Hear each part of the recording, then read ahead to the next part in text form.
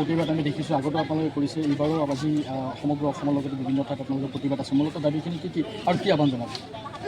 ধন্যবাদ আমার সাংবাদিক বন্ধু।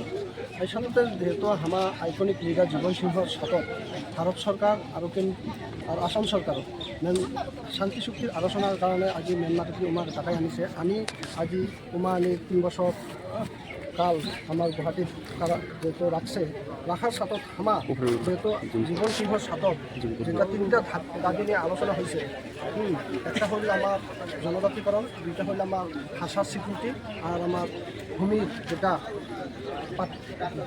পাট্টার কিবা ভিতরে দাবি। আর সাথে আমার যেহেতু 7 দফা আলোচনা হয়েছে, কিন্তু আমার আজি কেনেবা আমার কেন্দ্রীয় সরকার বা ভারত আসাম সরকার এই শান্তি চুক্তিটা একট কেনে না করল, এই কারণে আমার যেহেতু অতি তাড়াতাড়ি যাতে আমার 2026 আগত যাতে আমার যেটা যেমন করে আলোচনা করছে সেই আলোচনা যাতে সাক্ষাৎ করে, তার কারণে হামা আজি আন্দোলন শোনা করনি। আর তার সাথে হামা আজি যাই আছি যে 2026 আগ মুহূর্ত যদি হামা যদি আলোচনা সংক্রান্ত না করে, তার কারণে হামা যেটা আন্দোলন ঘোষণা করেছে হামা কেন্দ্রীয় সরকার, তার সাথে হামা কিন্তু ইয়াতে তীব্র আন্দোলন ঘোষণা করা হবে।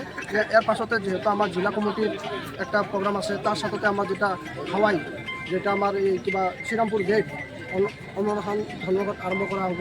আর এই কারণে আমার যেটা দাবির স্বার্থ যেহেতু কেন্দ্রীয় সরকার ডাকাই আনছে, উমা যদি 26 আগত যদি আন্দোলন না করে, তার কারণে যদি আমার যেটা আন্দোলন এটার দায় হবে ভারত সরকার আর আসাম সরকার। গত 17 জানুৱাৰী 2023 কেএনও অধ্যক্ষ জীবন সিংহ কোচ আৰু কেএনওৰ